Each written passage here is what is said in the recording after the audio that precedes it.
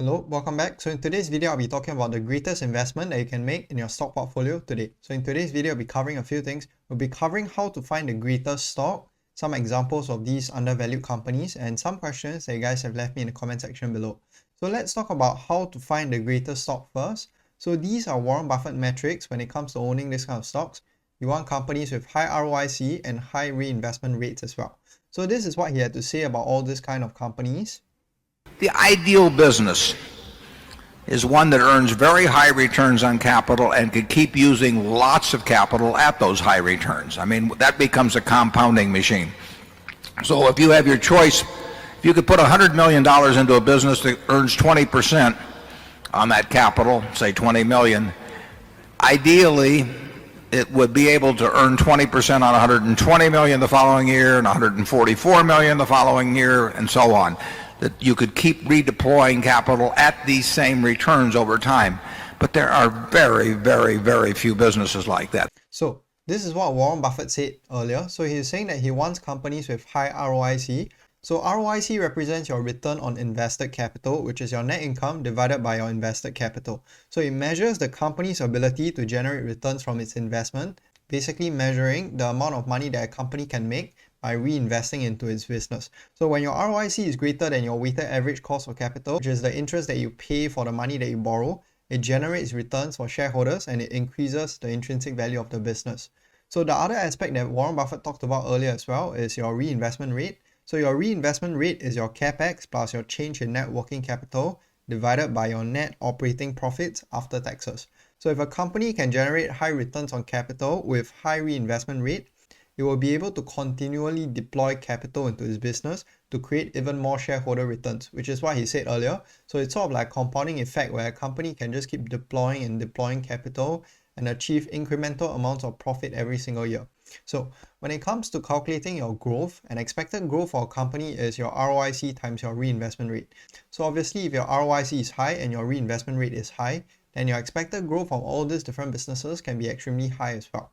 So Warren Buffett also highlighted another metric that is quite important when it comes to selecting your stocks. Let's see what he says over here. There are a lot of promises of those businesses, but we've practically never seen one. There have been a few.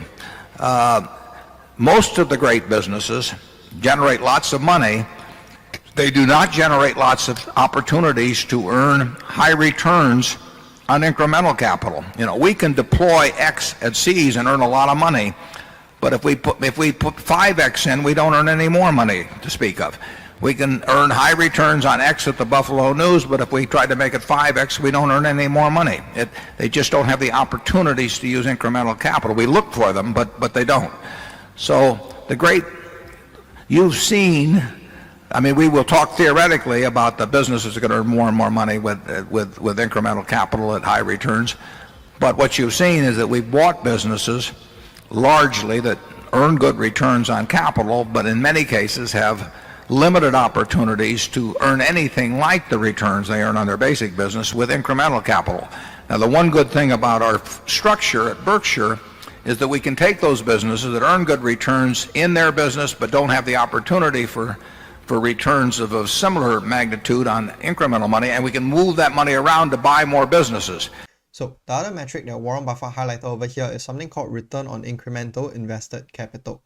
So it measures how much more returns a company can generate from an increase in invested capital. So it shows whether or not the company is able to make even more money from new investments, and it shows the company's capital allocation skills as well as the operating leverage. So your return on incremental investment capital is your change in NOPAT divided by your change in net working capital. So if a company can increase its working capital and increase its NOPAT by a larger extent, that means for every incremental dollar that the company is reinvesting into the business, it is able to generate even more returns for the shareholder. So when you want to buy your stocks, look out for these three metrics: your ROIC, your reinvestment rate, as well as your ROIC. Most companies in the S&P 500, they have a return on invested capital of around 10%. So if you can find a company that is at 20%, that is quite remarkable already. So an alternative that you can find is to find capital-light businesses. So capital-light businesses are also great. Capital-light businesses with high ROIC means they have operating leverage and the ability to return cash to its shareholders. So if it's capital-light, that means it doesn't have to go and reinvest into the business itself, and all the cash that the company generates will simply just be able to be returned to all your shareholders. So high margins also signals a strong market position and moat. So that is another metric that you want to look out for. A company like this will be Coke. So this is the British Warren Buffett, which is Terry Smith, and here are some of the metrics that he looks out for. So he looks out for 5 different metrics. He looks out for return on capital employed, which is similar to your return on invested capital. He wants companies with high returns on capital employed. The other one is your gross margin as well as your operating margin. Those measures the profitability of the business, and normally you want businesses with high and increasing profit margins. The next one is cash conversion. So cash conversion measures how much cash the business keeps on every single dollar that it makes as net income. And then the last one is your interest coverage ratio, which is your EBIT divided by your interest payments. So here are some companies with high ROIC and high reinvestment rate at the same time.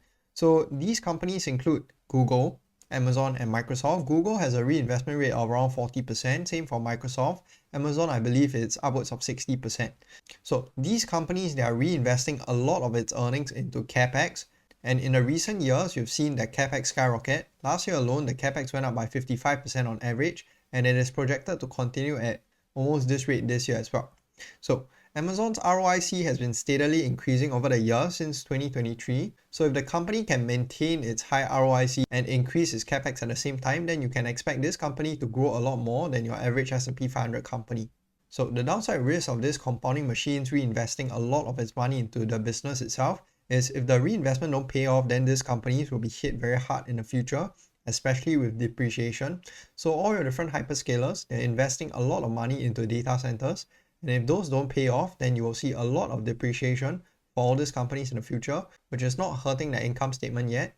It is currently now only hurting the cash flow statement because your free cash flow is your operating cash flow minus your CapEx. So the free cash flow is getting hurt for now, but in the future, if they don't generate returns, then the depreciation will eat into their earnings in the future.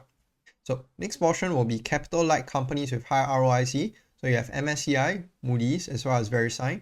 MSCI is a company that licenses your indices. So for every dollar that the fund generates in fees, MSCI will keep 1/3 of it as sort of like contractual agreement with all these different asset managers. And then you have Moody's as well. Moody's is your credit rating business. It is one of the highest quality business in the US itself, and it has high ROIC and is incredibly capital light as well. And then the third company as well is VeriSign. So let's talk about VeriSign. VeriSign is actually a company that Warren Buffett owns. He bought heavily into the stock last year, and this year alone, the stock is up around 30%. So VeriSign, what they do is they sell the .com domains. They are incredibly capital light, and in return almost 100% of its free cash flow to shareholders. It has a 50% market share, and it is almost a monopoly in the space already. So the only competitor to your .com domains is your .sg domains and your country domains and your .xyz, all those weird domains. But for most licensed businesses and for most legitimate businesses, most of them have the .com domain at the back. So the downside is that the valuation now is already fully priced, and they cannot increase prices for the first 3 years in their ICANN agreement. So they had an ICANN agreement last year, and they can't increase the prices for the first 3 years out of the 7-year agreement that they have with ICANN. They can only increase the prices by 7% every single year in the last 4 years. So this agreement that they had is likely already priced in, and that's why this stock is up around 30% year to date. Next portion are companies that are undervalued with high ROIC as well. So you have Novo Nordisk, Crocs, as well as Altria. So for Novo Nordisk, the problem in the business now is everyone is focusing on the efficacy of the drug. So when it comes to choosing a weight loss drug, the only 2 things that I think people look out for is number 1, safety, number 2, efficacy. Currently now, Novo Nordisk's efficacy is lower than Eli Lilly, and that's why the stock has been hurt this badly over the past few months. But for Novo Nordisk, I think it is now undervalued. I don't understand the industry, I don't understand the business itself. So that's why I don't think I'll be investing into this one unless there's a massive margin of safety. If it trades down to a 15 times earnings, that'll be when I'll be looking to enter into this one. But nonetheless, it is still undervalued as compared to its relative peers. As for Crocs, Crocs is also another undervalued stock. The stock is trading at the 10 times earnings, and it is almost priced for no growth already. So for Crocs, the story over the past few years is their Haydude acquisition. So they had an acquisition that is not paying off well, and that is hurting the stock. But I think at a 9 to 10 times earnings, this stock is simply undervalued. But for me, again, I don't think I'll be buying into this one. This company faces a lot of competition in your footwear sector, and I think the only company that I'll be remotely interested in buying is Nike. So for Crocs, it's an avoid for me as well. Last one is Altria. Altria is an interesting one. I've looked into this company in the past. This company can give you around a 10% return every single year, it gives you around a 6 to 7% dividend yield, and then you add on some revenue growth here and there as well as some margin expansion, you can easily get 10% from Ultra. I was looking to enter at around $45 a share, but I think the stock price has run away from me already. So hopefully it goes down there someday again so that I can add into this company. This company is highly predictable. It's one of your predictable tobacco companies out there. So Ultra has incredibly high ROIC as well, similar to the two companies over here. So last portion, I'll be talking about some questions that you guys have left me in the comment section.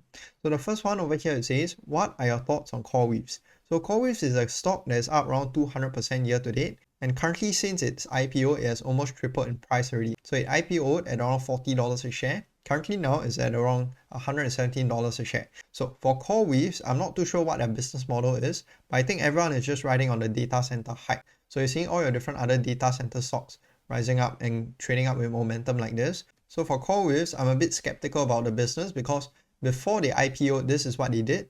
They sold a portion of their business to Nvidia, and then they took the Nvidia money to buy Nvidia chips, and then they used the Nvidia chips as collateral to basically raise debt. So it was sort of like a Ponzi scheme with Coreweaves, Nvidia, as well as the debt payer. So for me, I don't think I'll be investing into this one. Coreweaves is a data center play. I think the best data center plays are simply just your hyperscalers or your wafer fab equipment section with ASML. Next comment, it says, my deep value is Evolution AB. So Evolution AB is currently down around 25% year to date. The stock is now trading at a 10 times earnings. And currently now the dividend yield is around 4.5%. So for Evolution, the reason why the stock has traded down so much recently is because of regulation. So regulation is hurting the stock coupled with earnings suppression. So if you didn't know, Evolution Gaming, they released their earnings I think a month ago, and the margins actually dropped. So the EBITDA margin dropped for the first time in its history, signaling that the company is losing operating leverage. And overall, I think Evolution Gaming isn't a company that I'll be comfortable adding into simply because a lot of their operating sites are still in unregulated sites. So they rely heavily on Asia for growth, and in Asia, the proportion of the unregulated sites is the highest out of the entire world. So if you are to remove those portions and remove the gray area money that Evolution AB makes from all these different sectors, then this company's earnings could be hurt a lot more than what is being reported today. So for Evolution, I think it is a company that is extremely cheap. Maybe if they're able to shift their business to a more regulated portion, then I'll be interested in buying into this one. But for now, I think the risks are still present, and so I won't be investing into this one. Last comment, it says, what are your thoughts on PayPal? It seems to be trading for a very low multiple and is a profitable company. So PayPal year to date is down around 18%, currently trading at a 15 times earnings. So for PayPal, the problem with the business itself is the business is a win-lose business model. So if you're to look into PayPal's fees itself, the PayPal fees are just incredibly high. If you're to compare that to its competitors like Wise, Stripe, the fees on Wise and Stripe are much lower as compared to PayPal. So that's one problem.